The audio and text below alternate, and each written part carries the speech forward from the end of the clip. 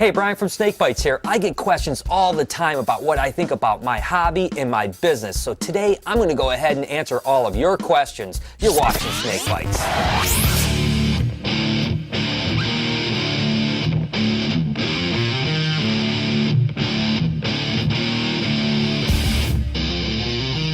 Okay, so we have a lot of questions to cover. The first question being, what's the best way to handle a big snake?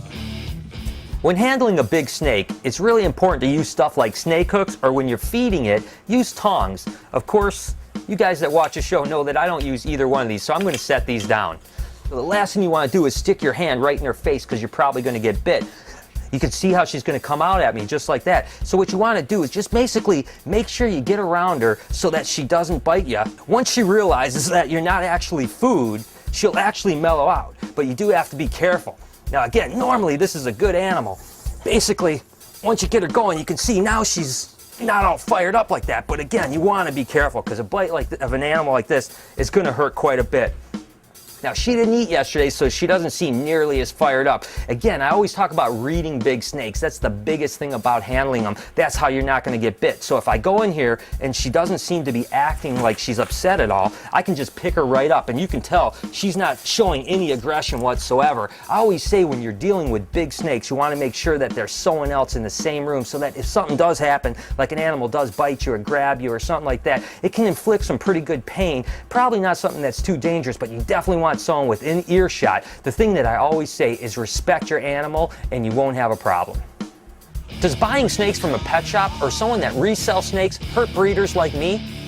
As far as buying from a retail pet shop or even someone that buys and sells animals as opposed to a breeder, I'm a guy that doesn't think it's really a big deal. I just want to see the community grow. The more people that get into reptiles, the better it is for everyone, including the breeder. What's the best way to tame an aggressive snake? When taming a mean snake, there's really no shortcuts. You gotta just kind of bite the bullet. You guys know these granite berms from past episodes are pretty nasty. And you basically just gotta get in there and start handling them. Even if they're gonna bite you, you gotta get in there and just see what you can do. You can see this guy's pretty fired up. But if you just get them out and start handling them, they actually will mellow out over time. And even if you take a bite here or there, it's just kind of part of it. And if you're really worried about getting bit, you can actually wear gloves.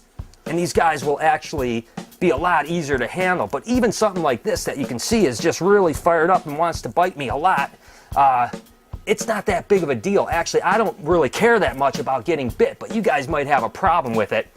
The truth is that the bites don't hurt nearly as much as you think they do. This one hurts pretty good, to be totally honest with you. But the truth is that even if it bites you a few times, it's not going to be a big deal. I tell you what, I'm going to show you a couple snakes that are bigger, that are actually not that bad, that were just as mean as this animal. Just like that little granite Burmese, this animal was just as fired up as a baby, but we handled it a whole lot. And now that she's about 10 foot, she's just a puppy dog. As you can see, I'll pick her up and I don't even worry at all about her biting. So again, just with handling and even maturity, these big snakes actually do tame out. Alright, so it's finally here, the Member of the Month contest. Every single month we're going to pick the coolest member on our community site, and you're going to get cool prizes. For the month of June, Reptology is going to be donating all kinds of cool stuff, and every month you're going to get a subscription to Reptiles Magazine. You can't win unless you join. Go to snakebytes.name.com. What's a goal species for BHB to work with in the future? As far as goal species go, there are tons of species I want to work with in the future. So many animals that I hope eventually I'll get a chance to try to breed. But as for now, one of the animals that has really stumped me for the last couple years have been these Calabar burrowing pythons. I know a lot of you people are going to be like, what? You like Calabar burrowings? I just think they're a really cool snake, and I can't wait to hatch a baby. Hopefully this year we'll get over the hump. As a starting hobbyist, is there a species I should hesitate to work with? Oh, I got it. Allie. Need I say more? I don't think that there's anything that anyone can't work with as long as you have the education and the knowledge to take care of it. Take, for instance, these gray-banded kings. The only thing that's tough about these guys is as babies, they like to eat lizards a lot of times. As long as you know that and you have a source of food and can actually take care of them, I don't think there's any reason you shouldn't be able to take care of this animal or any species for that matter. Are there any snakes that their natural color phase is more attractive than their mutation? When it comes to natural color compared to mutations, there's actually a lot of snakes I think that really fit that mold. But one of the animals I probably get told more than any are these king rat snakes. The albinos are super cool, but most people actually like the naturally occurring phase better. You know, I'm really more of a mutation guy. You guys can't even tell me that any normal looking snake can be any cooler than this NG Lesser, dude. Look at the paint job on this sucker. I think green tree pythons are awesome looking. They're beautiful in their own right without the need for a color mutation. And even, I love them so much, I'm going to give them a kiss on the cheek.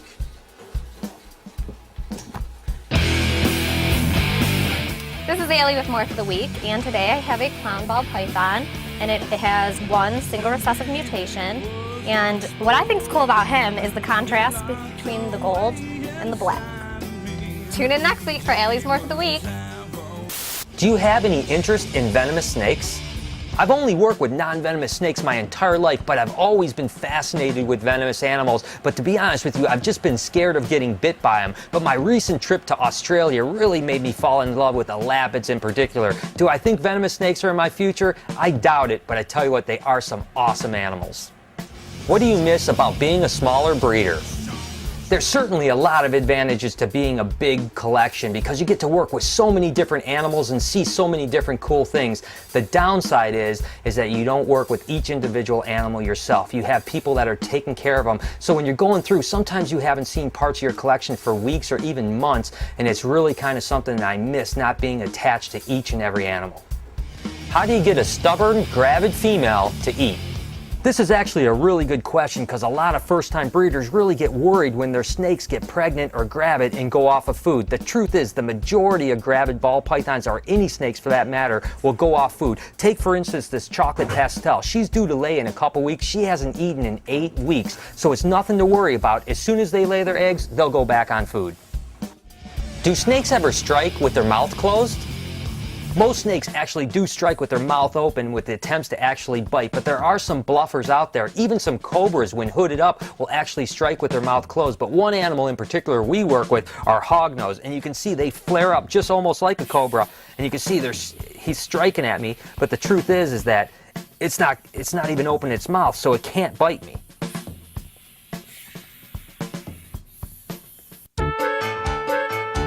Hey guys, we're gonna play a little truth or dare. Everybody knows the truths are for wimps, so we're gonna skip that and go straight to the dares. Now our boss Brian is such a dork that he's got an application on his phone for truth or dare questions. That's where they're gonna be generated from. So, you guys ready for this? I hope I don't have to kiss anybody. George, you need to tell yo mama joke. Your mama is so fat that her blood type is ragu. Okay, Kel, your dare is to do a cartwheel. What's that? Is that it? Kearney, your dare is to do a headstand. Just your head though, no hands. Get up. Legs up. Okay, let go. You're up again, George. You have to do an impersonation of the other players and let them guess who it is. Ay, I'm so tired. Kearney! Kel, you're up again. Your dare is to let the other guys tickle you for 1 minute. A minute's too long! A minute's too long! Come on, seriously! Okay! Okay, last dare. Kearney, it's your turn. You have to sing your favorite song. Alright, I'm gonna perform Enrique Iglesias. I can be your hero, baby. I will stand by you forever. You can take my breath away.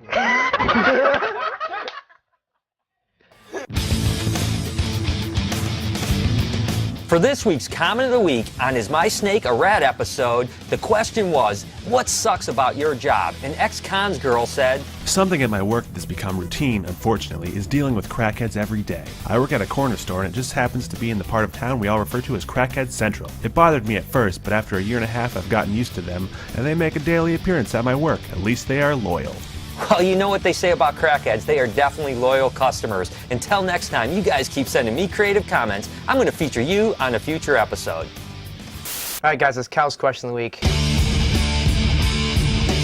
Now speaking of truth or dare, it's just such an overall great game, you know? It's how I met my first girlfriend. It's how I had my first hangover, how I first got arrested, and how I first learned that enough is enough. I want to hear from you guys.